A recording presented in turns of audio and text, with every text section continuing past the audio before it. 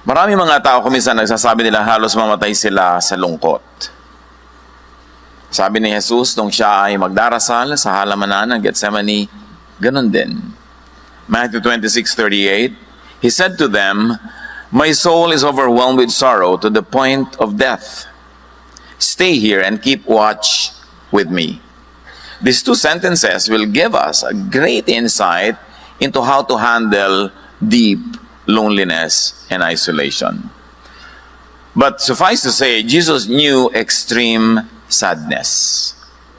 Alam niya ang pinakamatindi, pinakamalalim na lungkot na halos pa nga sabi niya ay ikamatay niya.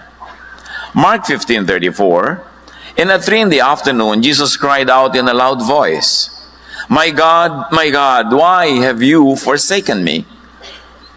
At nung malalagot ang kanyang hininga, ay naramdaman niyang nalagot din ang kanyang pakikipag-ugnayan sa Ama. Jesus knew extreme rejection, extreme isolation. Mga problema natin mga tao, ang ating isolation, rejection, and loneliness, dinaanan na lahat ni Jesus yun. At kaya na tayo, gusto niya tayong tulungan. Jesus understands and can help those who are burdened with isolation and loneliness. At maaaring yun ay tayo o mga taong mahal sa atin sa buhay o pareho. Loneliness is a silent epidemic. Naglalaban na ng maraming mga bansa sa number 1 position sa dami ng nagpapakamatay taon-taon. Suicide is on the rise. And even in our happy nation and among our happy people, it is becoming a situation. Knowing and understanding loneliness could help much. Our own loneliness and that of people who are close to us. But loneliness is a subjective, personal, private experience. No one can truly be sad for you. Only you can be happy for you and can be sad for you. May nakikiramay lang, nakikihati, nakikitulong, pero ikaw lang talaga ang makababatid at makalulutas ng iyong sariling kalungkutan. Proverbs 14:10, Each heart knows its own bitterness, and no one else can share its joy. So wala talagang tunay na pwedeng humati sa iyong lungkot at saya, kailangang ikaw ang gumawa ng paraan tungkol dyan. Kanya-kanyang puso, kanya-kanyang dala. But of course, we people around can help one another how to ease the burden and how to make the burden lighter. Loneliness is a reality among many people. It's only a matter of time before people would be lonely. So understand loneliness. Among the many phenomena in our lives, it's one that should be understood well because it's one that keeps coming back. It's one that is very threatening or even very presently real. But loneliness, according to many studies and our very personal experience tells us that it is mainly caused by separation. Physical separation from people who matter, mental, emotional, and spiritual separation. Kaya kung minsan may kasama ka pero malungkot ka rin kasi magkalayo ang loob nyo. Meron naman, iisa ang loob nyo pero magkalayo ang katawan nyo kaya malungkot pa rin. Maraming formula ng ending malungkot ka. At pati ang spiritual separation natin from God can cause a lot of complications that are not so easily identifiable na yun pala ang dahilan. Western civilization has a very clear history of separation. Nung una, ang lahat ng mga tao sa balat ng lupa, puro pamilya lang, tribo-tribo. Sa ating sinaunang kasaysayan, bara-barangay, hanggang doon lumaki ang ating community and not beyond that. Kaya nanatiling mas malapit tayo sa isa't isa. But during the European Renaissance, in the 14th to the 17th century, nagsimulang maglayo-layo ang isip ng mga tao kasi mayroong mga rumunong, naging mga experts sa sciences, sa philosophies, at naiwan nila yung mga asawa nila, kamag-anak nila, o community nila, nagkaroon ng mga ganong klaseng separation. In the Industrial Revolution in Europe that happened from 1760 to 1840, there was a lot of separation kasi nung araw ang mga tao, farmers lang lahat or hunter-gatherers. Pero nung nagkaroon ng Industrial Revolution, nauso ang mga factories, nauso ang mga cities, marami mga tao sa mga malalayo, mga liblib na lugar, isa sa kanila ay pupunta sa city, sa factory para magtrabaho, nagsimula ang paghihiwalay. Sa ating din kasaysayan, ang ating mga kababayan at mga ninuno ay magkakasama lang sa baryo, doon kay sinilang, doon ka lalaki, doon kay papanganak, doon ka manganganak, doon ka mamamatay, doon ka ililibing, kayo-kayo lang. And there was no sense of separation. Pero nung uso yung mga galleon trade, ang ating mga tripulante, sumasakay sa barko, 1 taon, 2 taon nakasakay doon, nagsimula yung mga paghiwa-hiwalay na hanggang ngayon, very clearly seen sa ating overseas contract work phenomenon. Na nearly every household has somebody abroad. That there's probably no Filipino na wala siyang kaibigan o kakilala na hindi nagtatrabaho sa barko or abroad. So, totoong-totoo sa atin ang paghiwa-hiwalay. At dahil doon, maraming kalungkutan. Yung iba, iniimpit na lang, itinatago, pero meron. Yun namang iba, buong dramang ibinubulala sa airport. Tuwing aalis ang mahal sa buhay. So, pero meron. But loneliness is a biological function. In fact, it's a biological warning, like hunger is. Sana hindi na lang nakakaramdam ng gutom. Blessing makaramdam ng gutom kasi warning yon ng nature na kailangan na ng katawan mo ng pagkain. Kasi kung hindi ka na warningan, hindi ka nagugutom, hindi ka kakain, bigla ka na lang mamamatay. Ganon din ang kalungkutan. Blessing siya dahil siya isang biological warning. Bakit siya blessing? Loneliness makes you pay attention to the pressing physical needs of yours. Ano yon? Pinag-usapan natin na ang una sa lipunan, nung na-develop ang mga tao, mga closely knit families lang, mga tribe. At hanggang ngayon, up to a point, tayo mga Pilipino, very tribal ang orientation. To the point that we are not thinking in terms of nation, we're thinking of our barrio, of our region, of our family. So, malapit pa tayo sa ganung form. But this kind of social structure knows that survival is in numbers, in cooperation, in the family, in the community, in the tribe. Kaya pag ikay nasa baryo, lalo't mas liblib, mas nakikisama ka sa kapwa. Dahil sa baryo, kung manganganak ka, wala ka namang kotse, kung pasakayin ka nung kapitbahay mong may tricycle at dinala ka sa clinics, pasalamat ka. Kaya habang di ka nanganganak, paano yung pakisama mo sa kanya dahil may tricycle siya eh? Interdependence. Pag kailangan, pag may namatay, mag-abuloy ka. Para pag ikaw namatayan, mag-aabuloy din sila. So, may ganun tayo. Yung closest ng family ties natin, may economic dimension yan. Kaya pag yumayaman na ang mga tao, tumitira sa mga lungsod, hindi na sila nakikialam sa neighbor nila.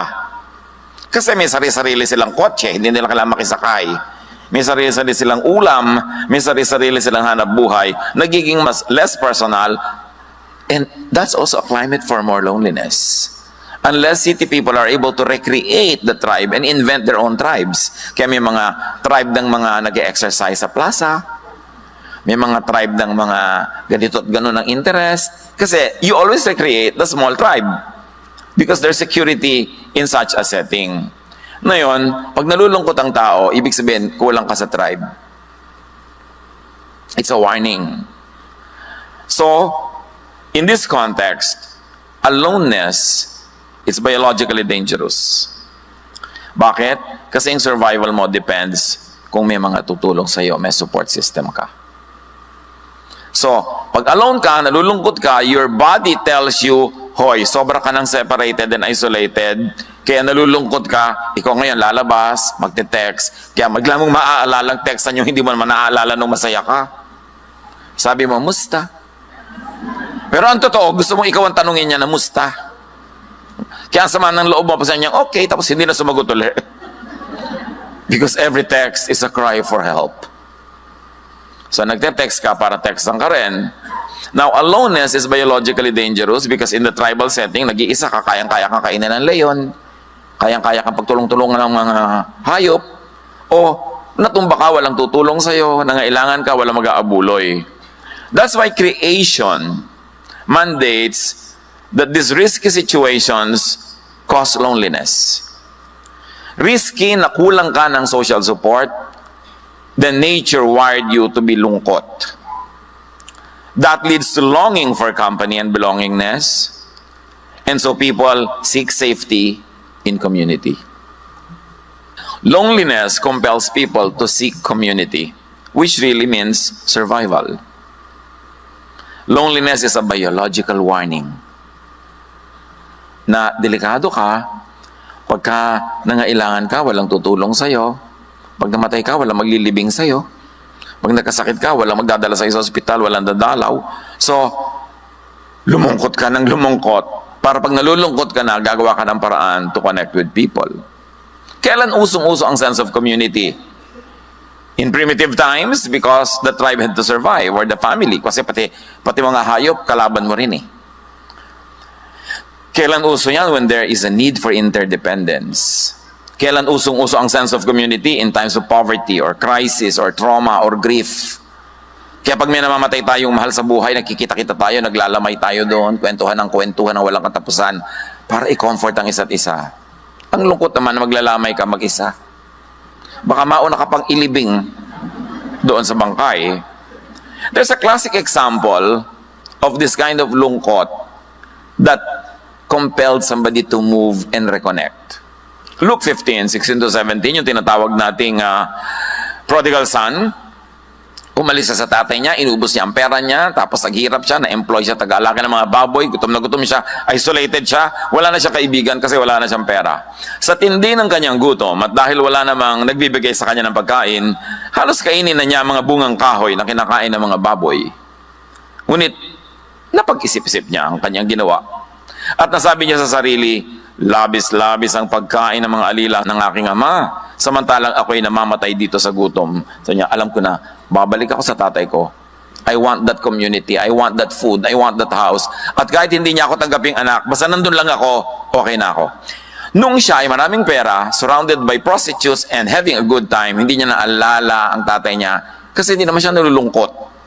Hindi niya kailangan malungkot noon dahil may pera siya, meron siyang company, marami siyang nagagawa. Pero nung nanganganib na siyang magutom, mapag-isa, mamatay sa hirap, pinalungkot na siya ng kanyang sariling body system para mag-isip-isip siya to reconnect with his father. Sabi niya, uuwi ako, kundi pa nalungkot, susuong pa more sa panganib. Pero nalungkot, iyon ang blessing. Pinalungkot siya. Nakawire na sa atin yun, sa ating creation. We were fearfully and wonderfully made. Na may warning signal sa sarili mong isip, puso at katawan pag lumalagay ka na sa panganib. And being alone in life is dangerous. Because we thrive in community, in interdependence. Loneliness makes people pay attention to their social needs. Kaya sa mga impersonal societies, especially in the West, in the highly materialistic and developed economies, na ang relation ay hindi na dahil tiya mo siya, hindi dahil pinsan siya ng nanay mo, kapitbahay na matagal ng tiya mo. So gumagawa ang mga tao ng invented relationships. Kaya may mga gym club, camera club, at yung mga talagang mga alcoholics sa walang tutulong, may Alcoholics Anonymous, sila ang nagtutulungan. Iniimbento nila yon. They have to go back to the cave and they recreate that kind of cave. Because loneliness makes people pay attention to their social needs. Ecclesiastes 4:8, ang isang taong nag-iisa sa buhay, walang kaibigan ni kamag-anak, ngunit walang tigil sa pagtatrabaho, wala siyang kasiyahan. Ni hindi niya tinatanong ang sarili kung kanino mauuwi ang kanyang pinagpapaguran. Ito man ay walang kabuluhan, isang miserableng pamumuhay. So ipinakita dito, okay, so ang dami-dami mong pera, pero kung ikaw ba ay nakakomatose o ikaw ba ay naulyanin, yung pera mo nasaan? Sino magwi-withdraw? Sino magbabayad ng mga bayarin mo? Kailangan mo pa rin ng mga tao. Kaya sabi niya, dapat hindi ka ganyan. Kahit marami kang kinikita, dapat may tao pa rin sa iyong paligid. So the misery of aloneness is meant to compel people to seek company. Dito ngayon maraming napapariwara. Kasi kumisan sa lungkot, hahanap na lang ng unang dadaan na nakapula. Pagka wala si Mr. Right now na lang. Yung kahit sino na lang, filling the blanks. At doon marami nagkakamali. Kaya kailangan bago ka dapuan ng lungkot, meron ka ng game plan. Meron ka ng support systems. May mga tao na sa mundo mo. Lalo kung bago ka magtagumpay. Kasi pag tagumpay na tagumpay ka na, paranoid ka sa lahat na lumalapit sa'yo. Baka may kailangan lang. Kaya mahalaga, bago ka magtagumpay, bago ka maging binibining kangkungan, bago ka maging super bilyonaryo, meron ka ng close friends. Nung pag-elementary, nung high school. Kasi pwede mong pagtiwalaan na nung walang-wala ka pa, kaibigan mo na siya. Importante yung ganong support systems. Now, the misery of aloneness compels us to seek company. Social need is related to survival. Being sociable has high biological value. Kaya kahit ngayon, pinapahalagahan natin yung people skills. Kasi pag may people skills ka, marunong kang makipagmabutihan, makisangkot, marunong kang makisalamuha, ang dami-dami mong benefits sa buhay. Being together with one's tribe helps one survive. Social skills are precious. Kaya yung mga magulang, nagkakamali ko, ang lagi itinuturo nila sa anak nila maging competitive. Kasi kung competitive yan, halos walang kaibigan yan kasi lahat yan papatulan niya, lahat tatalunin niya. Dapat ang ituro natin sa mga anak natin how to be cooperative. How to coexist with people and make the most out of life by existing with people. Aloneness and isolation could mean death. That's why God designed you to be sad, to be miserable when you're alone, because biologically you are in more danger when alone. Ecclesiastes 4:9-10, ang dalawa ay mabuti kaysa isa. Mas marami ang bunga ng anumang gagawin nila. Kapag nabuwal ang isa, maitatayo siya ng kanyang kasama.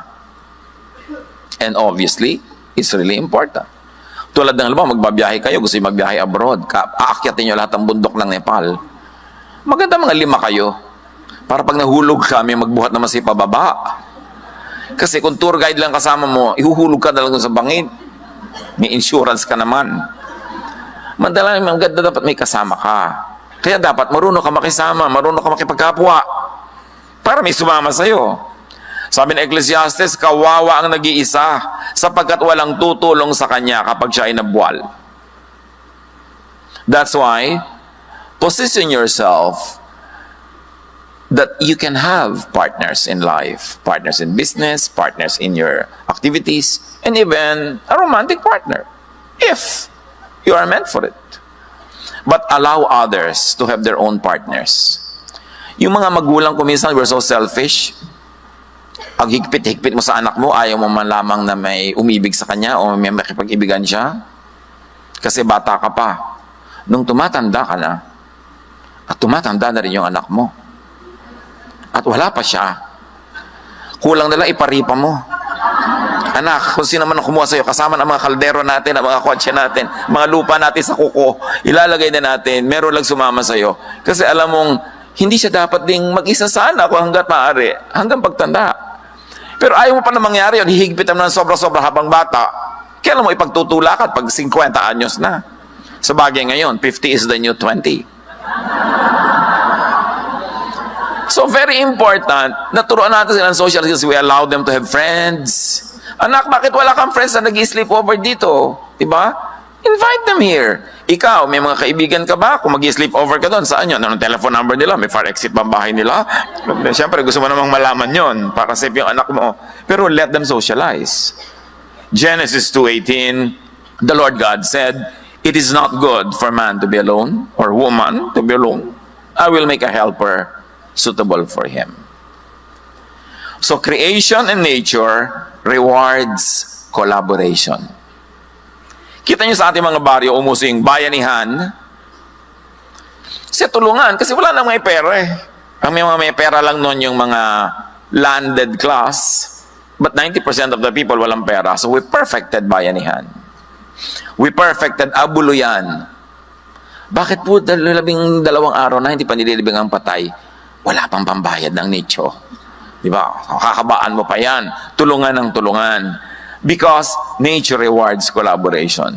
Kahit sa mga hunting societies, hindi ka pwede mag-hunt mag-isa. Dapat 5 kayo, 10.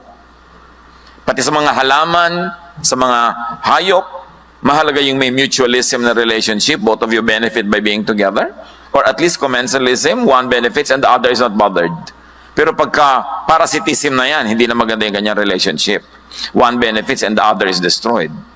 Teamwork is always rewarded, kahit sa sports. That's why even in the church, unity is important. Because when people are united, they're always stronger together. Ecclesiastes 4:11 to 12, kung malamig ang panahon, maaari silang magtabi sa higaan upang parehong mainitan. Ngunit saan siya kukuha ng init kung nag-iisa siya? Kung ang nag-iisa ay maaaring magtagumpay laban sa isa, lalo na ang dalawa. Mas magtatagumpay sila kung dalawa sila.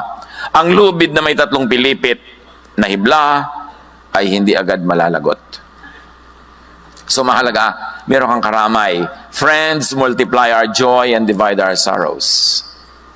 So it's important na marunong kang makitungo. Proverbs 18:1, ang taong makasarili ay humihiwalay sa karamihan at salungat sa lahat ng tamang isipan. In other words, sabi ng Proverbs, yung sobra kang selfish, abnoy. Hindi natural yan. Dapat hindi ka selfish. Dapat give and take. Dapat nakikipagmabutihan ka. Kasi for survival niya at mo, you need to have people around you. Creation wired the brain to feel pain in aloneness. Kaya kung nag-enjoy ka laging alone, as in extended aloneness, extended enjoyment, hindi na yan normal. Because we were wired to feel pain in aloneness so that we will relieve the pain by seeking company. It means cooperating with others. It means enhancing your chances at survival and even at thriving. Loneliness is meant to stop and to minimize behavior that isolates people. Kaya ka pinapalungkot ng Diyos para tigilan mo ang paghiwalay sa kapwa-tao, humanap ka ng koneksyon. That is why rejection and isolation hurt. Bakit pag may nagre-reject sa'yo, nasasaktan ka? Kasi we were wired by God to want to be accepted. Because when we are accepted, we are safer. Because we are with the group. Pero yung nire-reject ka na, nagre-rejoice ka pa, abnormal yan. Or pride na lang yan, ayaw mo lang aminin. Kaya masakit yung nire-reject ka. And yung sakit na yon ang magtuturo sa ating makibagay, makisama sa tama, para hindi tayo ma-reject. At stronger tayo pag meron tayong support system. Jesus took up and endured extreme isolation and loneliness so He can save us from it. Salamat. Inako, dinanas ng Diyos lahat yan ng Panginoon para kayang-kaya at alam na alam niya tayong tutulungan. Isaiah 53:3, hinamak siya ng mga tao at itinakwil. Nagdana siya ng hapdi at hirap. Wala man lang pumansin sa kanya. Binaliwala natin siya na parang walang kabuluhan. Referring to the coming Messiah. Si Jesus yun. Kung nararamdaman nyo binabaliwala kayo, parang wala kayong kabuluhan, nadaanan na yan ni Jesus. Therefore, alam niya ang situation nyo, alam niya kayong tulungan. Hebrews 2:17-18, for this reason, Jesus had to be made like us. In every way, He became like people so that He could be their merciful and faithful high priest in service to God. And now He can help those who are tempted. He is able to help because He Himself suffered and was tempted.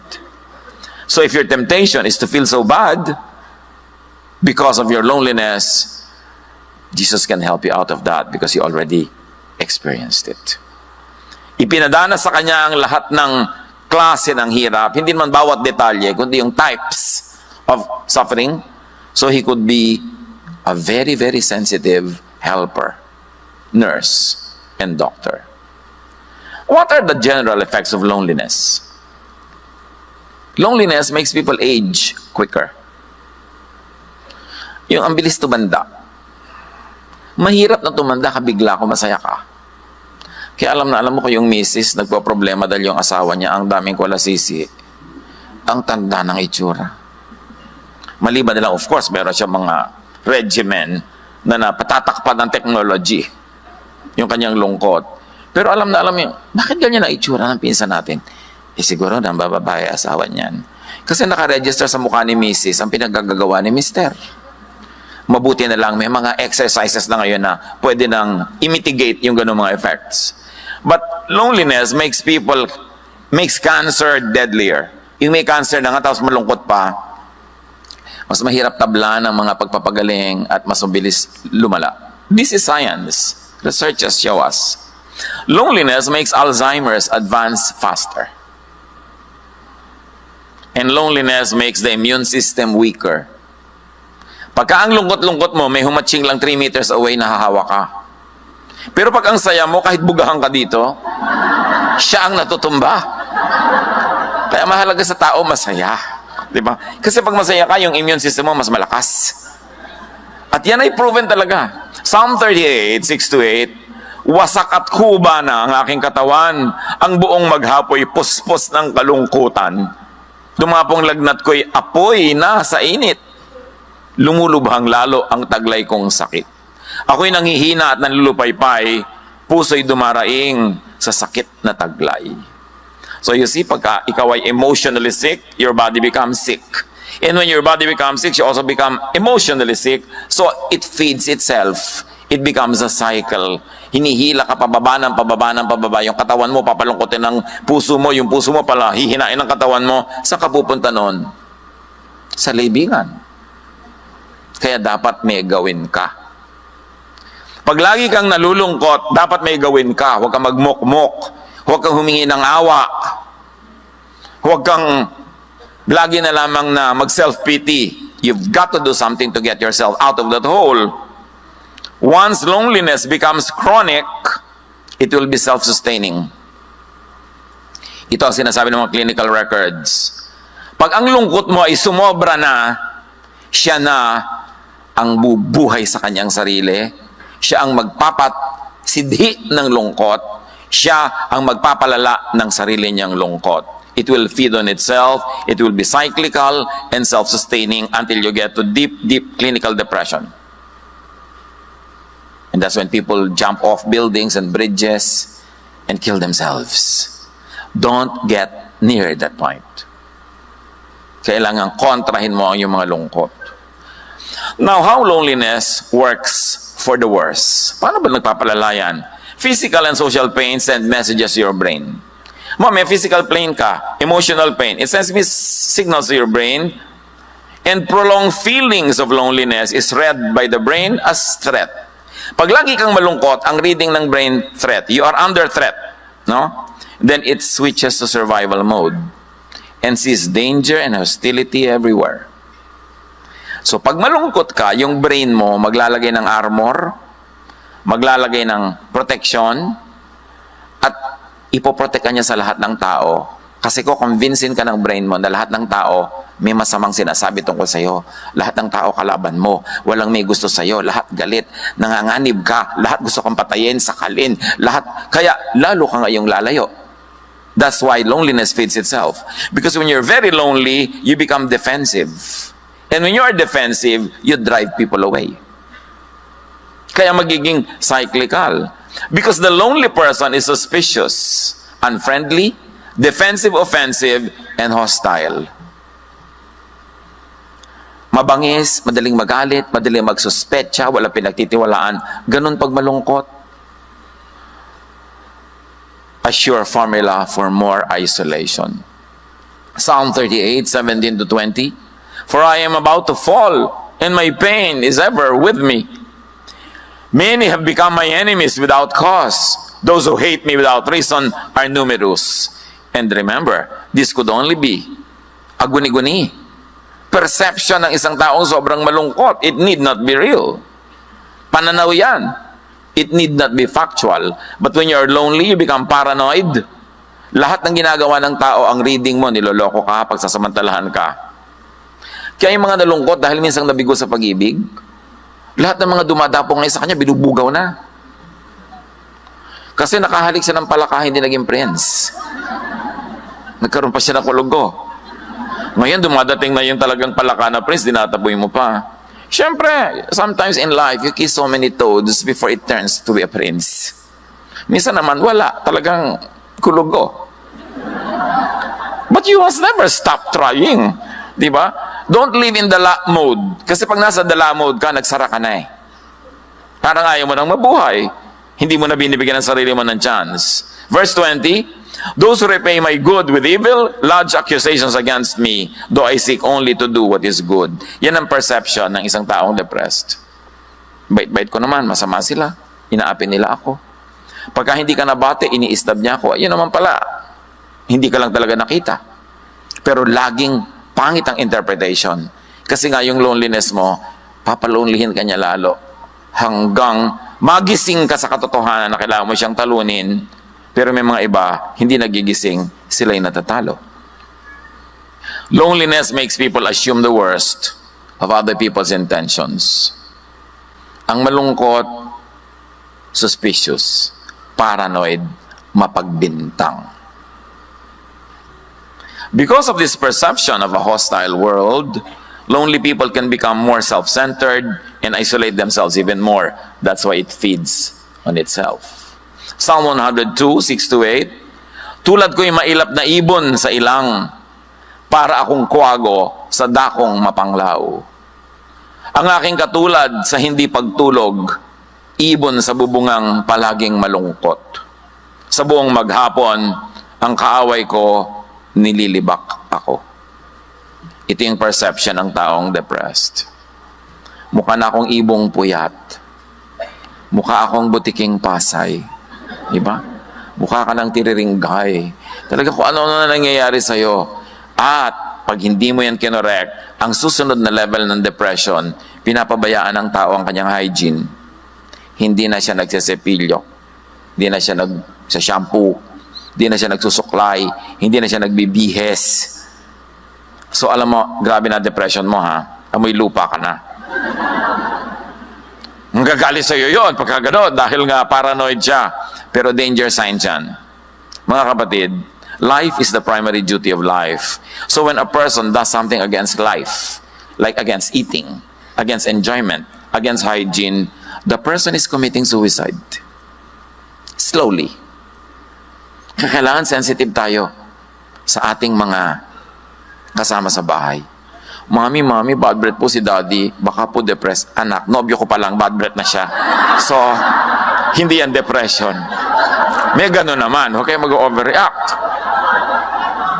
Pero bantayan ninyo ang inyong mga kasambahay. Kasi kung minsan, clueless tayo, nagbibigti na pala. Importante to be open-minded. Feelings of isolation leads to tension and sadness, which makes you focus your attention selectively on the negative. Pagka-depressed ka at malungkot, lahat ng tingin mo negative. May suot kang lenses na dark, and the world is dark. Not because it is, but because you make it dark with your perception.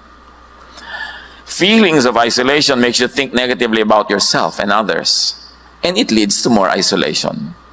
This becomes more and more severe that you may find it harder to escape without professional help. Kaya pag kami sobrang ng depression, sobrang ng lungkot, kailangan na ng clinical intervention.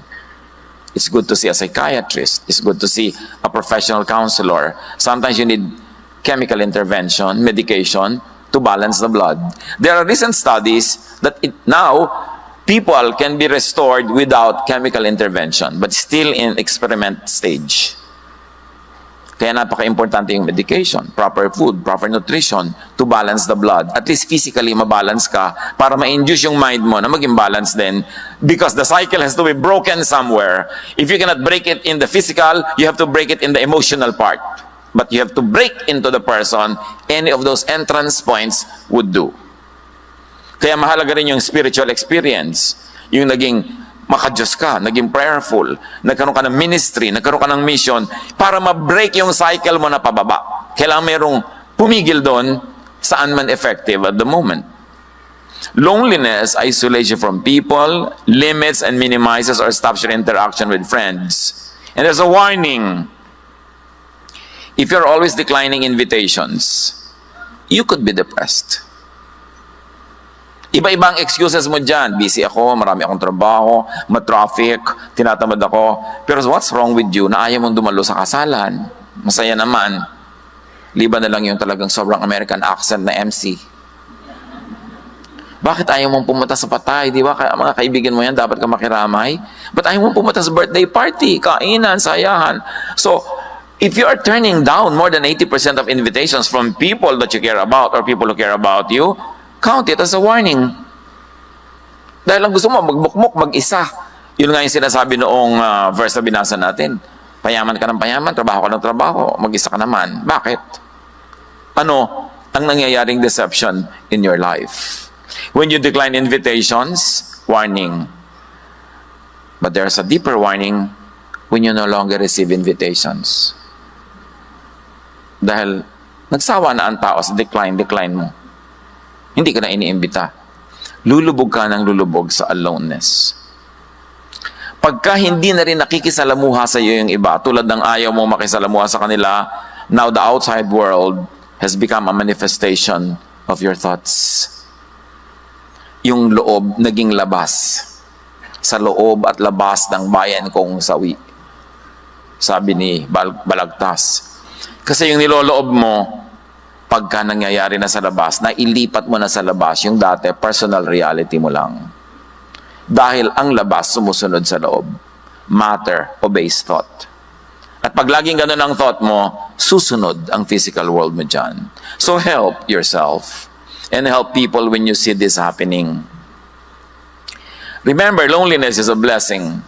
It is a warning that you should connect with people. That you should build bridges instead of walls.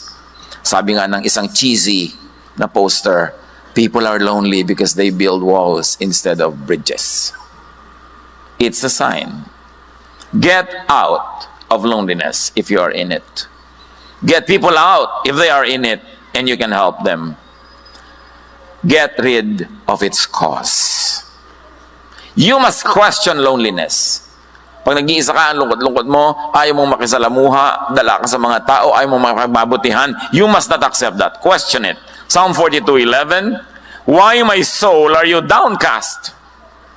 Para pamiwangan mo yung sarili mo. Bakit ka ba nalulungkot? Anong dramang bukid dyan? Tigilan mo yan. Why so disturbed within me? Put your hope in God, for I will yet praise Him, my Savior and my God. So, labanan nyo siya. Ba't ka ba nalulungkot? Anong arte mo? Tumigil ka. Dapat ganunin mo ang sarili mo. Pero huwag mong gawin yun dun sa pasyente. Kasi baka lalong malungkot. Medyo dapat mas bula-bulahin mo muna siya. Huwag man biglang ganun dahil baka lalong ma-depress. So sa sarili mo, you can do that. And change your loneliness mindset. Alam niyo ba na may mga mindset na talagang nakatugma para lumungkot? Pinapakinggang tugtog, malungkot. Aaten ng party, malungkot ang damit. Ang bulaklak niyang plastic sa bahay, malungkot. Pag nagayo siya ng plato, yung pagkain, nakakaantok tingnan. Wala man lang ang saya, di ba? Mga ulam niya, gray. Dapat pinapasaya mo yung buhay mo. Kuminsan kasi yung masaya baduy. Hindi bali na, basta huwag ka lang maloka. Kasi correct naman yung color scheme mo, pero nakakalungkot. Alam niyo yung mga correct color scheme, malungkot ha? Aminin niyo yan. Pa yung mga damit mo, bulaklakan, may mga ganyan-ganyan, para kang stabilo. Pero masaya ka.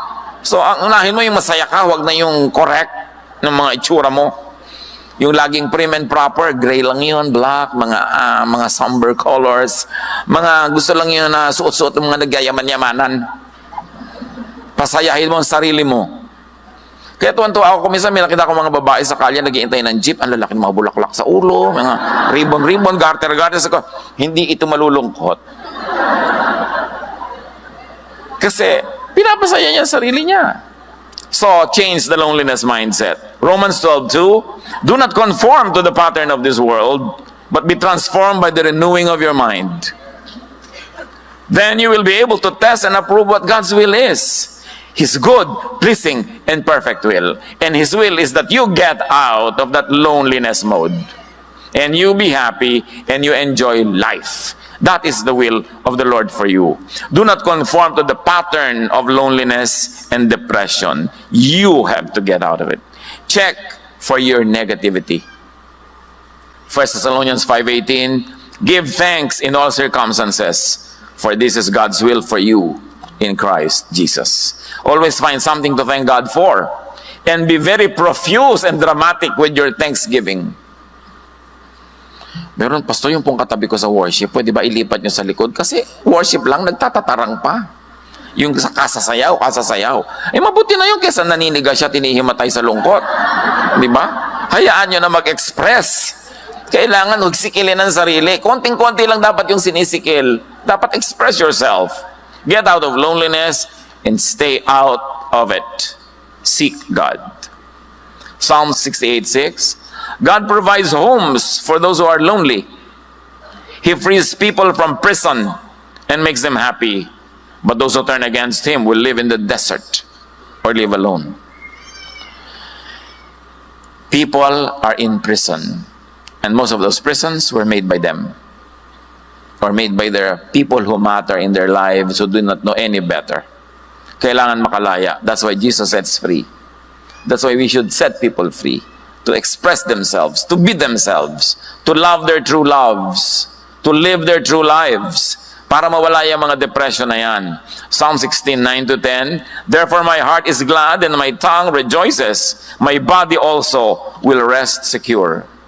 Because you will not abandon me to the realm of the dead, nor will you let your faithful one see decay. Many levels of meaning, but the general truth is this: God will not want us to decay.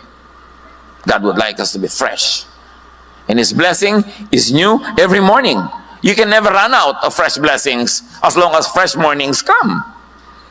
So nananatili ka lang malungkot kasi pinapanatili mo ang sarili mo dyan. You've got to get out of it.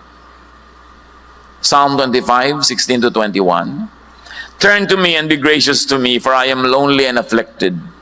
So aminin, kung malungkot, sabihin, huwag ikahiya. Kung kailangan ng clinical treatment, huwag ikahiya that you're seeing a psychiatrist. You know, yung nagpapabunot, nagtatanggal ka ng kukumpatay, ganun din yun, yung pumupunta ka rin sa psychiatrist. Pinapagaling mo lang ngayon sakit. Dapat walang stigma mga mental illnesses. Kasi katulad lang yan ng ibang other illnesses. Aalisin natin dapat yung mga ganyang stigma at hindi dapat itago. Mga pamilya, kung meron kayong mga member ng family na hindi katulad ng karamihan, yung kanilang mental behavior, yung kanilang mga itsura kuminsan, huwag nyo silang itago sa dilim. Lalo silang madedepress. Dapat silang ilabas, maarawan, mahanginan. Dahil yun ang binigay sa atin ng Diyos. Yun ang mahal natin sa buhay, yun ang pamilya natin. Huwag tayong mabuhay sa pagtatago, sa hiya. Yan ang nagpapadepress sa tao, yung pagtatago. Relieve the troubles in my heart and free me from my anguish. Look on my affliction and my distress, and take away all my sins. Sins is living off the mark. It doesn't have to be immorality. It doesn't have to be doing bad things. Sin is living off the mark. Dapat nandun ka kung anong tinakda sa'yo, kung anong binigay sa'yo, yun ang ibuhay mo. When you're outside of it, that is sin. Hindi kailangan laging immorality ang sin na yan. Pagka hindi ka nabubuhay according to your design, according to how God made you, and you were wonderfully made, sala ka. Yun na nagkakasala. Sa Laguna, sa Batangas, sa Cavite, pag sinabing mali, ay, sala. Hindi ibig sabihin kasalanan. Kaya yung sala, hindi mo lang na-hit yung mark. Kailangan i-hit mo yan. And when you're true to yourself, you will always hit it. Hindi mo lang ma-hit yan kung nangungopya ka ng iba and you are not living your true life. Guard my life and rescue me. And do not let me be put to shame. I take refuge in you. And God is our refuge. Naranasan na ni Lord na halos mamatay sa lungkot. Naranasan na siya na sa taimtim ng pagdarasal ay dugo, hindi pawis, ang lumabas sa kanyang noo. Alam niya ang dinaranas nating lahat. He is our ever-present help in times of trouble. So kung nangangailangan ka ng tulong, magpatulong ka. At kung ikaw ngayon yung malakas, tumulong ka. That is the importance of interpersonal relationships. Get out of your aloneness, live your life, enjoy your life with people. May mga nakakadala, pwede mo silang iwasan, pero hindi ibig sabihin lahat nakakadala. Kung may nagkamali sa'yo, may sumugat sa damdamin mo, pwede mong iwasan kung paulit-ulit, pero hindi mo itatrato ang lahat ng tao sa mundo na katulad nun. Huwag mong sisingilin si Pedro sa utang ni Juan. At lalong-lalo, huwag kang mabubuhay na dala kasi magsasara ka para sa marami pang pagpapalang naghihintay na dumating sa buhay mo. My integrity and uprightness protect me because my hope, Lord, is in you. Dear Lord, teach us to hope in you. Sa mga kalungkutan na personal, sa kalungkutan ng iba naming mga mahal sa buhay, turuan mo kami magdamay-damayan, magtulungan, tigilan ng mga pagkukunwari, mga pagbabalat kayo, maging totoo para makalaya. At sa paglayang ito makahinga ng maluwag, kami maarawan, kami ay mahanginan at makapamuhay ayon sa iyong magandang kalooban. Pagbulay-bulayan natin ang mga kahulugan nito sa buhay natin at sa buhay ng mga mahal natin. Acts 2:47. Day by day, the Lord added to their number. The good virus. Lord, salamat po dahil mayroong good virus. Nais namin itong maunawa, nais namin itong mapasa amin at maikalat namin. Kayo po ang mangusap, magturo, magpalakas ng aming loob, magpaliwanag. Salamat po sa ngalan ng iyong anak na si Jesus. Acts 2:36.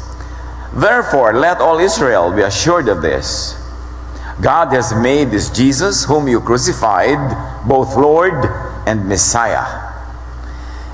Peter shares the Jesus virus. That Jesus is the Son of God. That Jesus came to set people free, to save people, to love people, and to bring them into the presence of the Father. The most important virus that should be infecting everybody. And in fact, at that time, it was infecting so many people in Jerusalem. At siya ipinipigil ng mga tao para ito ay ituro. Acts 2:37. Nabagabag ang kanilang kalooban nang marinig nila ito. Kaya tinanong nila si Pedro at ang ibang mga apostol. Mga kapatid, ano ang dapat naming gawin? Nung malaman nila na si Jesus ang anak ng Diyos, na ipinako nila at pinatay, yung pala ay siyang tagapagligtas. Because of the witness of the tongues phenomenon which happened at what we now remember as the day of Pentecost, and because of Peter's very own words, the people became vulnerable to this infection, to the Jesus infection. Naging handa ang kanilang loob at naging handa silang makinig. Acts 2:38-40. Sumagot si Pedro, pagsisihan ninyo talikuran ng inyong mga kasalanan. This is a very interesting conversation.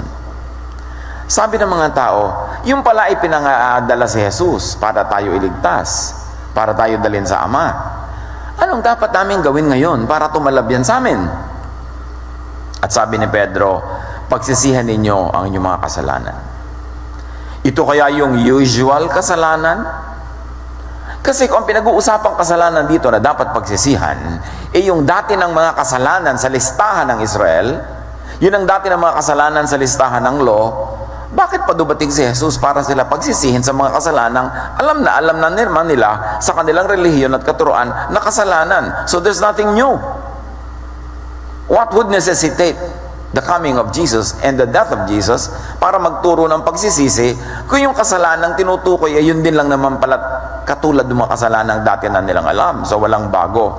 What if ang kasalanang tinutukoy na ito na dapat pagsisihan hindi yung mga usual kasalanan na huwag magbisyo, huwag mangalunya, bagamat yun ay alam na nilang dapat pagsisihan, so hindi na dapat ulitin pa. Paano ko ang dapat pagsisihan na mensahe pala ay yung pananalig sa kautusan, sa sariling gawa, sa halip na sa kabutihan ng Diyos?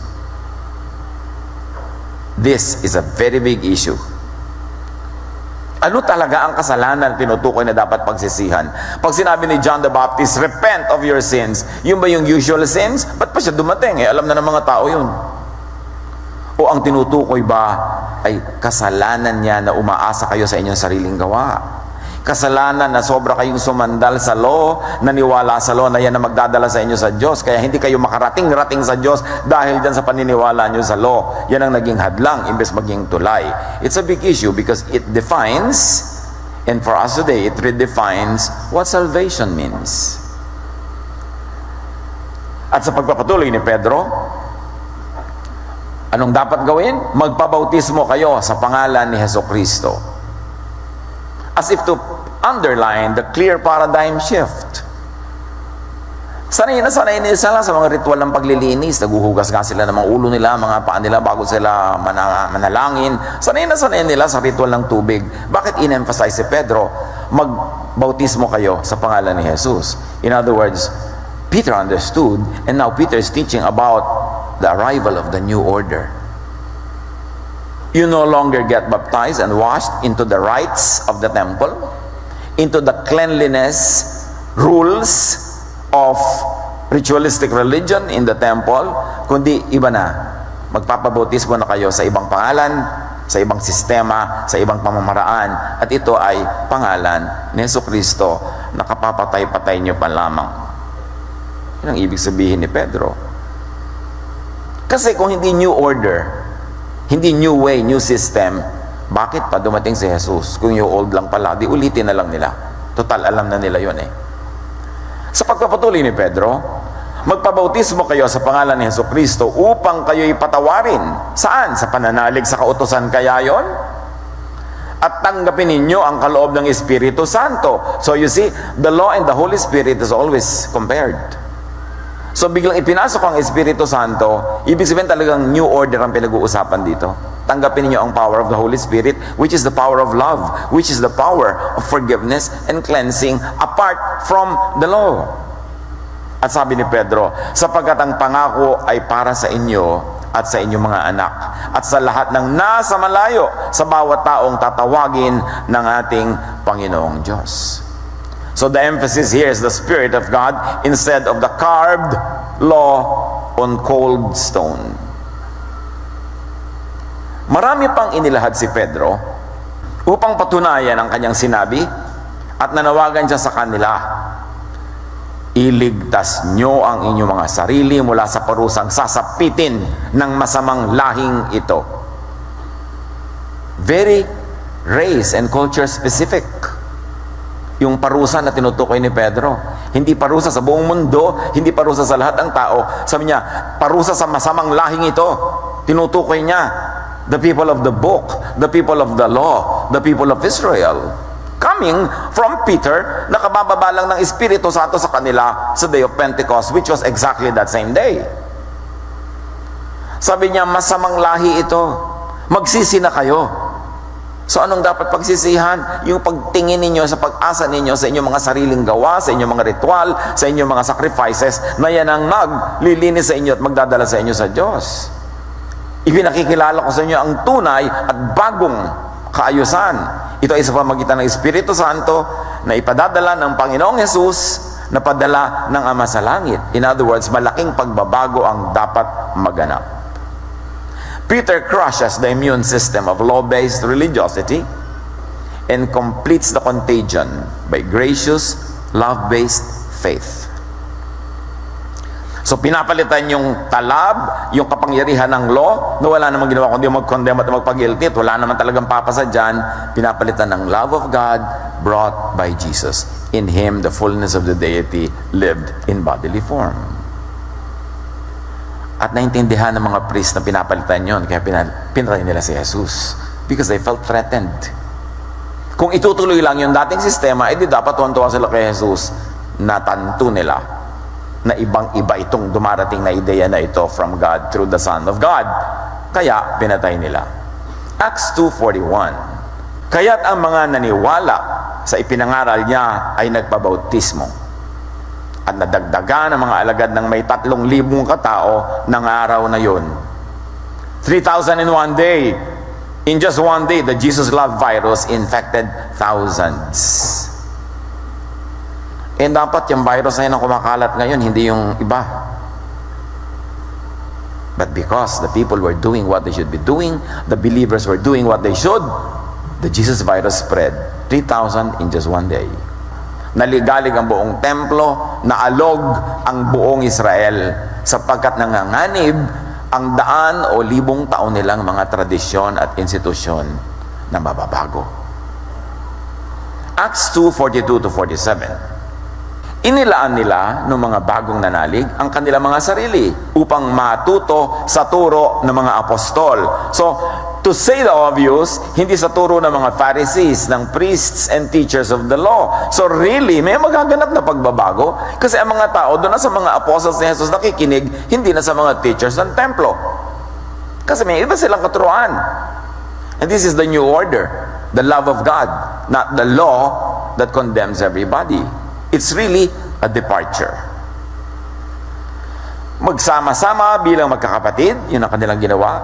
Magsalo-salo sa pagkain ng tinapay at manalangin. Sama-sama na sila ngayon kumakain ng tinapay. Sa old order, yung priests lang ang kumakain ng tinapay doon sa ritual. At pagkatapos ngayon, sama-sama silang manalangin, hindi na controlled ng temple that they have to go to the temple to pray in an organized, orchestrated, priest-controlled prayer life. Really a departure. Dahil sa maraming himala at kababalaghang ginawa sa pamamagitan ng mga apostol sa Jerusalem, naghari sa lahat ang takot. May takot sila kasi this is new. What is this? Kasama pa mga himala, kaya ramdam nila na may nagaganap na pagbabago. Nagsama-sama ang lahat ng mga sumasampalataya at ang kanilang mga ari-arian na itinuring na para sa lahat. Ipinagbili nila ang kanilang mga ari-arian at ang mga napagbilhan na ipinamahagi sa bawat isa ayon sa kanyang pangangailangan. Araw-araw, sila'y nagkakatipon-tipon sa templo, tulad ng ating bulwagan, at nagpipira-piraso ng tinapay sa kanilang mga tahanan, tulad ng ating mga sambahay, na masaya at may malinis na kalooban. Nagpupuri sila sa Diyos at kinalulugdan sila ng lahat ng tao. So they brought worship to the neighborhood, away from the big temple, although they met there, but they brought it down to small neighborhood home churches where they could minister very directly to the people in the neighborhood. So those infected incubated this Jesus virus and added love, fellowship, and belongingness to its potency. Sino ang makatatanggi sa ganitong pagkilos ng Espiritu? Na mga mananampalataya ay nagmamahalan, magaganda ang samahan, close to each other, they share in each other's burdens and joys. Who can resist love? Acts 2:47, at bawat araw ay dinaragdag sa kanila ng Panginoon ang mga naliligtas. Anong kahulugan kaya nito? Inililigtas sa kautusan at sa pag-uusig nito. Kasi pag pinag-uusapan natin yung kaligtasan, laging kaligtasan sa impyerno, kaligtasan sa pangangalon niya, kaligtasan sa bisyo. Kaya dahil sa expectation na yan, nagtataka yung iba, uy, ba't born again ka na? Meron ka pang bisyo. Uy, bakit nagba-Bible study ka na? May pride ka pa. Uy, bakit nagba-Bible study ka na? Meron ka pa ring mga imperfections. Kasi akala nila, yung pagtanggap kay Jesus ay kaligtasan mula sa kasalanan na hindi ka na magkakasala pa. Lahat tuloy nabibigo at nagtataka. Kasi iba yung expectation. Paano kung ang kaligtasan ay kaligtasan, hindi sa mga pang-araw-araw mong tunay na kahinaan na dadalhin mo na siguro hanggang hukay. Although nag-i-improve tayo, pero wala naman talaga nakakarating ng perfection. So pag ang inasahan mong kaligtasan ay magiging perfect ka, hindi ka tatabla ng kasalanan, hindi ka na matutokso, mabibigo ka, which is the experience of so many people. Paano ko ang kaligtasan ay kaligtasan sa pag-uusig ng batas, kaligtasan sa parusa ng law, at kaligtasan sa guilt dahil hindi mo naman talaga pasunod-sunod lagi perfectly every day. At pag naligtas ka sa ganun, meron kang heaven on earth kasi restful, peaceful ka. Sabing ganon, dumami ang naliligtas.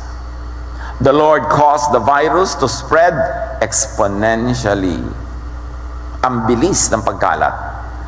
Nagulo ang buong Jerusalem na ayaw ng pagbabago. Ayaw ng mga conservative kay Jesus kasi mababago ang system. Ang mga makapangyarihan ay mawawala ng kapangyarihan, ang mga nakasanayan na ay ibahin. So conservatives don't like Jesus. They had to eliminate him. Kasi para maibigin si Jesus, dapat progressive ka, that you will be open to change, that you will understand change, and you will embrace change. Kaya kay Jesus, lahat new.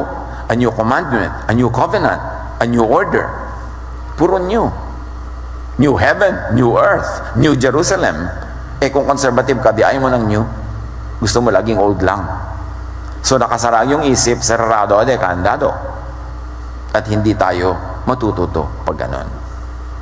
Acts 5:27 to 29. Dahil turo sila ng turo, ang dami nako-convert, nagalit ang temple, inaaresto sila. Iniharap nila sa kapulungan ng mga apostol at ang mga ito'y tinanong ng pinakapunong hari. Hindi ba't mahigpit namin kayong pinagbabawalang mangaral sa pangalan ng taong yan? Sinabi niya. So the temple was attempting contamination control. Ngunit tingnan ninyo ang inyong ginawa. Laganap na sa Jerusalem ang inyong itinuturo. Sumagot si Pedro at ang ibang mga apostol, sa Diyos kami dapat sumunod at hindi sa tao. Can you imagine? A probinsyano fisherman like Peter talking to the high priest. Pagkausap ng high priest, kulang na lang dumapasin at humalig sa lupa. Sabi niya, sa Diyos kami susunod, hindi sa tao. At tao lang po kayo. So hindi sila papapigil. The infectors would not stop and could not be stopped by the temple, the most powerful institution in the whole nation of Israel.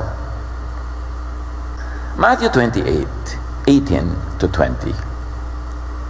Lumapit si Jesus at sinabi sa kanila, ibinigay na sa akin ang lahat ng kapangyarihan sa langit at lupa.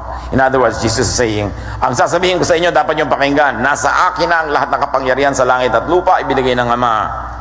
Kaya't kayo'y humayo, gawin ninyong alagad ko ang mga tao sa lahat ng bansa. So Jesus was talking about a global event, infection pa more. At sinasabi ni Jesus, alagad ko. Hindi alagad ni Moses. Hindi alagad ng Pharisees. Hindi alagad ng law. Alagad ko. So this is a change. At sabi ni Jesus, bautismohan nyo sila sa pangalan ng Ama at ng Anak at ng Espiritu Santo. This is a clear identification away from the temple. Away from the priests, away from Judaism, dahil biglang pumasok ang Espiritu Santo hindi naman itinuturo ng temple. At biglang nandun si Jesus, ang anak ng Diyos, na hindi rin kasama sa itinuturo ng temple. Talagang ibinawalay, hinihiwalay, nililinaw na iba ito, hindi ito the same. Turuan niyo silang sumunod sa lahat ng inuutos ko, hindi ni Moses, sa inyo. Tandaan ninyo, ako'y laging kasama ninyo, hindi sila kundi ako, hanggang sa katapusan ng panahon. Anong panahon? Panahon kaya ng temple. Kasi ano bang tinatapos ni Jesus dito? Hindi ba yung temple? Hindi ba yung law? Hindi ba yung saklot ng law sa mga tao? Kaya lang itong katapusan ng panahon was not correctly translated in some versions. It's a katapusan ng mundo. Ginawang end of the world, imbes end of the age or end of time. But even the translation that used end of the world has corrected it now in its latest version at tinatawag na rin nilang end of the age. End of time. Jesus gives the marching orders, and the order is, infect the whole world. Save the world from legalism. Save the world from condemnation by not expecting them to be perfect, but by making them perfect, because the effect of the law is removed by the power of God's love. Dapat yan ang pinakamalino na doktrina eh. Hindi ano ba dapat ang form ng baptism, ano ba kakainin sa Lord's Supper, mahaba ba o maiksi ang buhok. Nalilibang tayo sa maliliit na bagay. Nalilimutan yung main teaching talaga ni Jesus. Pinalitan niya talaga kung ano ang kahulugan ng maging makadiyos. And this is not to be clinically, physically perfect in our deeds, but to be made perfect by our faith in the love of God, whose love makes us perfect through the sacrifice of Jesus. What would this Jesus virus infect and end? Dumating talaga si Jesus to give something its end. Is it the end of the planet, as usually thought and feared by many? Matthew 24, lumabas si Jesus sa templo. Paalis na siya, naglumapit ang mga alagad at itinuro sa kanya mga gusali ng templo. Sinabi niya ni Jesus sa kanila ng mga alagad, nakikita ba ninyo ang mga gusaling yan ng templo? Tandaan ninyo, darating ang araw na wala niyang matitirang bato sa ibabaw ng isa pang bato. Lahat ay guguho. Nakita niyo ang kalooban ng Panginoon? Iguguho ang templong iyan. Makikita niyo yon. Is this the end of the world? Yes, the end of the temple world, not the end of the planet. The end of a world system governed by the temple, whose main feature is the sacrifice of animals and blood of animals for the forgiveness of sins. Kaya ang linaw-linaw na sinabi sa Hebrews, no, the blood of bulls and cows and animals can never cleanse you from your sin. Habang si Jesus ay nakaupo sa bundok ng mga olibo, palihim siyang tinanong ng kanyang mga alagad, kailan po mangyayari ang mga sinabi niyo? Ano pong magiging palatandaan ng inyong muling pagparito at ng katapusan ng mundo? Tell us, they said, when will this happen and what will be the sign of your coming and the end of the age? Nakita niyo yung Tagalog version, katapusan ng mundo, yung more correct English version, end of the age, not end of the planet. Kasi sa Matthew 28:30, yung Greek niyan, which I will show you on the screen, at huwag utang na loob, huwag niyong ipabasa sa akin. Literally, ang ibig sabihin niyan, teaching them to keep in view, to take note, to obey, in most translations, all that I have commanded you. So it is the command of Jesus that really mattered. At sabi niya, and behold, I am with you to be all the days until the end of the age. Yun yung English transliteration, yung word for word of the Greek, which is also again on the screen for your appreciation, lalo sa mga scholar dyan. So, of the end of the age, yung Greek niyan, end of the age, not end of the world.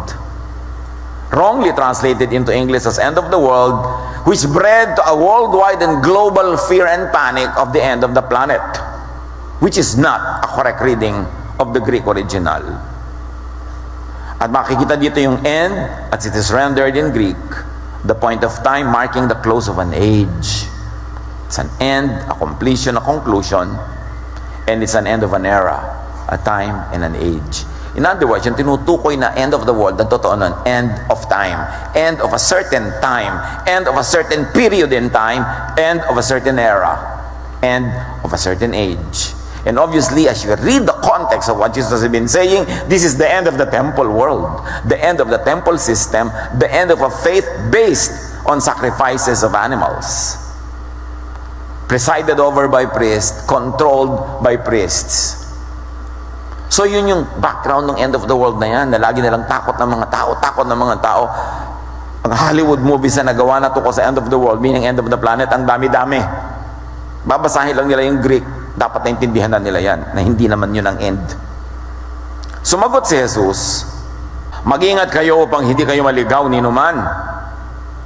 Maraming paparito sa pangalan ko at magpapanggap na sila ang Kristo, yun daw ang signs of the end of the temple world. At marami silang may liligaw. Makakarinig kayo ng mga labanan at makakabalita ng mga digmaan sa iba't ibang dako. Ngunit huwag kayong mabahala dahil talagang mangyayari ang mga yun. Tapos ngayon, yung mga tao tingmegyera, ito na po ba? Nakakatakot po. Sabi na nga ni Jesus, huwag kang mabahala. Ano ka ba? Magbasa ka mabuti. Bagamat hindi pa yan ang katapusan ng mundo, maglalaban-laban ang mga bansa at gayon din ang mga kaharian. Magkakaroon ng taggutom at lilindol sa maraming lugar. Ang lahat ng mga ito pasimula pa lamang ng mga paghihirap at tulad ng isang babaeng nanganganak. Pagkatapos ay kapupuotan kayong lahat dahil sa inyong pagsunod sa akin. Isasakdal kayo upang pahirapan at patayin. At dahil dito ay marami ang tatalikod sa kanilang pananampalataya. Mapopoot sila at magtataksil sa isa't isa. Marami ang mga magpapanggap na propeta at ililigaw ang mga tao. Lalaganap ang kasamaan, kaya't manlalamig ang pag-ibig ng marami. Ngunit ang manatiling tapat hanggang wakas ang siyang maliligtas. Saan? Sa dilubyong yon. Tapat saan? Tapat sa teaching ni Jesus, which is love. The God of love is in Jesus. Pero pag bumalik ka, nag-backslide ka sa katapatan, sa kautusan, sa templo, sa animal sacrifices, hindi ka maliligtas. Meaning, hindi ka maliligtas sa guilt. Hindi ka maliligtas sa parusa kasi ipinapalagay mo uli ang sarili mo sa ilalim ng batas na yon na nagpaparusa sa iyo. Ipangangaral sa buong sanlibutan na magandang balitang ito. Ano magandang balita? Na hindi na law, love na. Hindi mo na kailangang mamatay para ka maligtas kasi idinedeclare ka na ng Diyos na sinless and holy out of His love. And because Jesus cleansed all of the sins that people were afraid of. So, magandang balita yun. Ang magandang balita, hindi ka na i-condemn, manalig ka sa Diyos through Jesus. Mag-a-apply sa iyo ang bagong sistema, hindi ang sistema ng law, hindi ang sistema ng temple, but the system of God's unconditional love and acceptance. Ipangangaral sa buong sanlibutan na magandang balitang ito tungkol sa kaharian ng Diyos upang magsilbing patotoo sa lahat ng mga bansa. Na ipangaral na ba? Pag inanalyze natin yung Pentecost, and according to Jewish standards, the whole world was assembled in Jerusalem at that time because all the Jews living in known countries were gathered in Jerusalem for the festival. Doon dumating ang Holy Spirit, doon bumaba sila Pedro at nangaral, yung pinag-uusapan natin kaninang pangaral, na libu-libong mga tao ang tumanggap. Yes, nakarating na sa buong mundo ang mensaheng yon. Hindi ibig sabihin yung magiging mga misyon na sasakay sa mga barko, kung ano-ano pa, because all the nations were assembled in Jerusalem at that time, considering how Israel and Israeli culture defined the world and the nations. At saka darating ang wakas. In other words, if you like to read it that way, and it's one option of reading. If you don't want to read it that way, don't. But the point is, anong wakas? Wakas ng templo. Pag na-declare na ito, na ang kaligtasan ay sa pamamagitan ni Jesus. Ang kaligtasan ay hindi sa pagsunod sa batas, kundi now you are exempted dahil wala ng batas. You are made clean, not because of your obedience, but because of God's love and declaration of your innocence in spite of your real guilt. But because of your faith in Jesus, you are made clean. That's why Jesus is Savior. Sabi ko nun, pag na-declare na ito, magwawakas na ang mundo ng temple. Patuloy ni Jesus. Kapag nakita ninyong nagaganap na sa dakong banal ang kasuklam-suklam na kalapastangan ng tinutukoy ni Propeta Daniel, at may parenthesis pa, kunawain ito nagbabasa, kasi marami nangyari sa panahon nila ng first generation Christians that were considered abominations sa temple. Maraming nangyari doon naganap na hindi katanggap-tanggap by their own standards and culture. Sabi pag ni Jesus, pag nakita nyo yan, ang mga nasa Judea ay dapat tumakas papunta sa kabundukan. Ang nasa bubungan ay huwag nang mag-aksaya ng panahon na kumuha pa ng kahit ano sa loob ng bahay, at ang nasa bukid ay huwag nang umuwi upang kumuha ng balabal. Sa mga araw na yon, kawawa ang mga nagdadalang tao at mga nagpapasuso. Ipanalangin ninyo na ang inyong pagtakas ay huwag mapataon sa taglamig o sa araw ng pamamahinga, kasi baka hindi kayo tumakbo. Sapagkat sa mga araw na yon, ang mga tao ay magdaranas sa matinding kapighatiang hindi pa nararanasan mula ng likhay ng sanlibutan hanggang sa ngayon, at hindi na mararanasan pa kahit kailan. The destruction of Jerusalem happened in AD 72.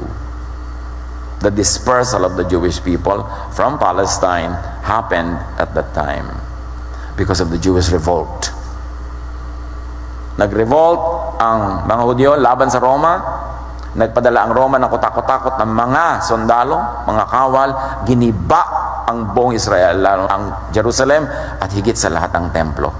Natupad ang sinasabi ni Jesus, walang batong matitira sa ibabaw ng anumang nandyan ngayon. Yung mga nagpupunta sa Israel, bagamat it's still a very interesting archaeological place, akala nila naglalakad sila sa mga kalyang nilakaran ni Jesus, pumupunta doon sa building na pinaggawaan ng Lord's Supper. Ek-ek lang ng tourism yon. Walang natirang bato doon, sabi ni Jesus. At nangyari talaga yon, giniba yon, todo. Outside of the Colosseum in Rome, I wonder if many of you have been there, meron doong Ark of Constantine. And another ark of another emperor.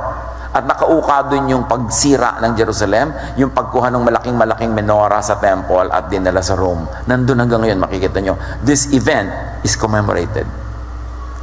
At kung iisipin at pag-aaralan talaga ang sinabi ni Jesus, lahat ng sinasabi niyang ito ng mga babala naganap from His time up to AD 72. Kutakot-takot na mga lindol ang naganap, kaya pagka pumupunta kayo ngayon sa Europe at saka sa Middle East, o kaya sa Mediterranean, puro guho yung mga lumang building, di ba? Nangyari talaga yung mga lindol. Nangyari talaga pag pinasa nyo sa history ang mga babala, mga guto, mga hirap, mga giyera. Sabi ni Jesus, magaganap ang lahat ng ito. Pag nakita nyo ang mga ito, matatapos na ang mundo. Matatapos na ang panahon. Yung panahon ng templo, yung mundo ng templo. At sa patuloy ni Jesus, at kung hindi pinaikli ng Diyos sa mga araw na yon, walang taong maliligtas. Ngunit alang-alang sa mga hinirang, pinaikli ng Diyos ang mga araw na yon. Kung may magsasabi sa inyo, narito ang Kristo o naroon siya, huwag kayong maniwala. Sapagkat may lilitaw na mga huwad na Kristo at mga huwad na propeta. Magpapakita sila ng mga manghang himala at mga kababalaghan upang iligaw, kung maaari, maging ang mga hinirang ng Diyos. Tandaan ninyo, ipinagpauna ko nang sabihin ito sa inyo. Kaya't kung sabihin nila sa inyo, naroon siya sa ilang, huwag kayong pumunta ron. Kung sabihin naman niyang, naroon siya sa silid, huwag kayong maniwala. Sapagkat, darating ang anak ng tao na parang kidlat na gumuhit mula sa silangan hanggang kanluran, which, poetically, happened at Pentecost. Sabi kasi ni Jesus, hindi ako magtatagal na wala, hindi kayo mag-iisa, ipapadala ko ang Espiritu Santo. So yung pag-aabang kay Jesus, nung dumating si Espiritu Santo, dapat ka na rin maisip na ito na rin yun, kasi pangako niyang itong ipapadala niya eh. And besides, the Spirit, the Father, the Son, one yan. At nakita nila na dumadagungdong na tunog mula sa langit ang naglanding sa bubong ng bahay na kinalalagyan ng mga disciples at the day of Pentecost.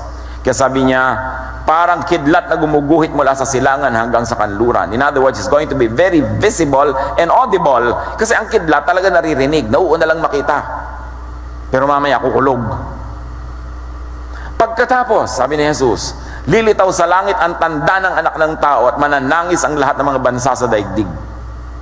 Makikita nila ang anak ng tao na nasa alapaap na dumadating na may dakilang kapangyarihan at kadakilaan. Sa hudyat ng malakas na tunog ng trompeta, and remember, the arrival of the Holy Spirit at Pentecost was accompanied by sound. Susuguin niya ang kanyang mga anghel sa apat na sulok ng daigdig at titipunin nila ang mga hinirang mula sa lahat ng dako. Exactly what happened at Pentecost. Yung mga libu-libong na convert, sila yung mga hinirang mula sa iba't ibang bahagi ng mundo na natipon sa Jerusalem nung araw na yon dahil may piyesta. Kapag nakita ninyo ang lahat ng ito, malalaman ninyong malapit na siyang dumating, halos narito na. Tandaan ninyo, ito mga kapatid, ang tandaan nyo rin. Sabi ni Jesus, magaganap ang lahat ng mga ito bago maubos ang saling lahing ito. Malinaw ba? Sabi niya, lahat ng pagdurusa, lahat ng hirap, lahat ng mga giyera, lahat ng mga lindol, lahat ng darating ng mga tunog na yan, mga kidlat-kidlat, ang pagbabalik ko, lahat ng yan, magaganap bago kayo mamatay, mga original hearers ko. So, it happened during the time of the generation of His original believers and hearers.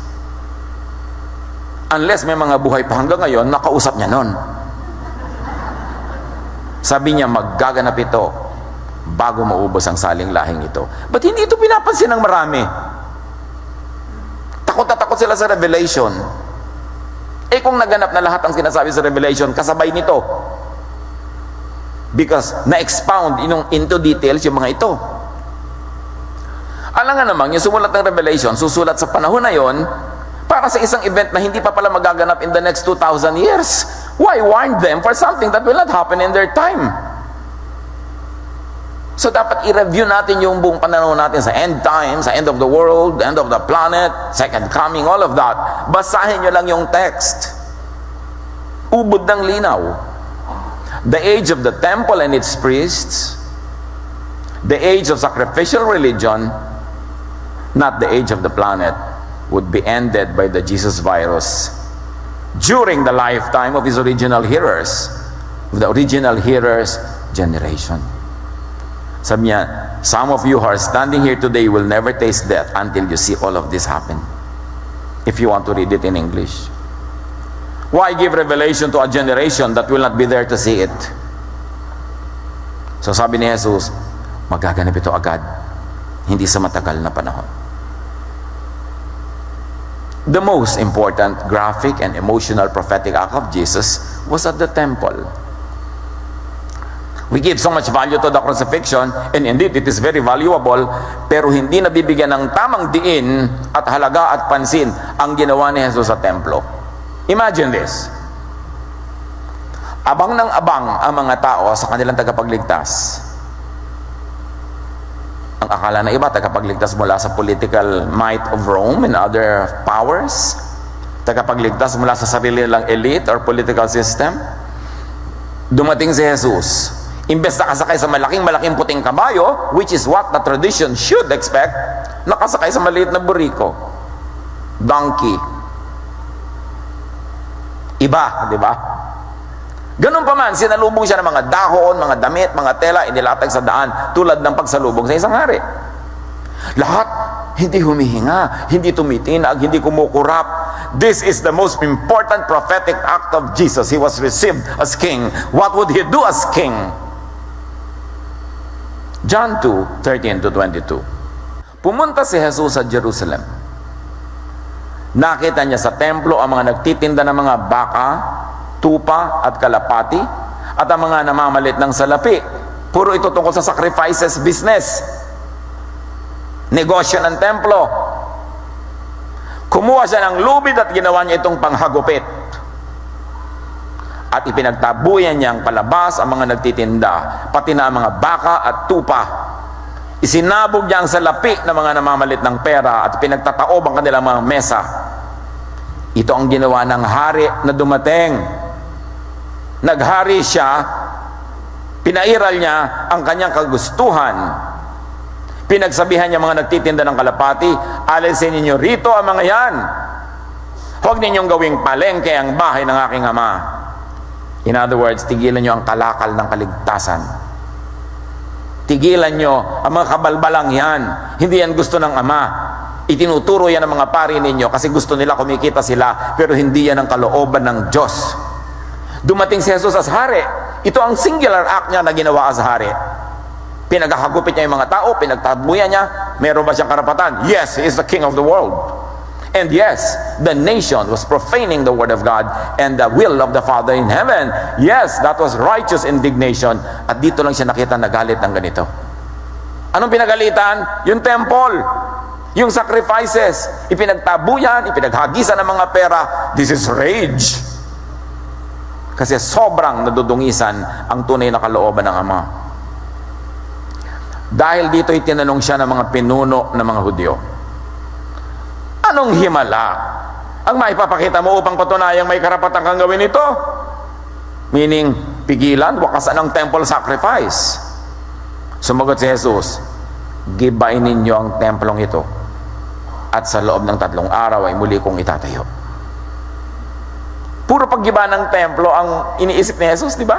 Sinasabi niya, walang batong matitira sa ibabaw ng kapwa bato. Tapos ngayon maraming nahuhumaling ng mga Kristiyanong buuin muli ang templo sa Jerusalem. Kaninong kalooban ang kinakalaban nyo? Sino ang paglilingkuran nyo? Yung mga pari doon, yung law uli. At pag nabuo yung templo uli, anong gagawin natin? Mag-aalay na lang tayo ng mga baka? Inialay na nga ni Jesus. By one single sacrifice, He has perfected for all time the sacrifice for all sins. Why build the temple again? Nahuhumaling tayo, inuuto tayo ng marami para sumali sa kanyang mga project. Samantalang paulit-ulit na tema ni Jesus, gibain ng templo, gibain ng templo. Itatayo ko muli at siya yung templo. So pag nagtayo ka ngayon ng batong templo, kinakalaban mo si Jesus na siyang totoong templo. At pagkatapos, inilipat pa niya ang templo sa puso ng bawat mananampalataya. na naging templo tayo ng Espiritong Banal. Hindi natin kailangan ng templong bato, part or full, buo o giba. Tayo ang templo ng Espiritu. Jesus democratized heaven. Jesus brought heaven down.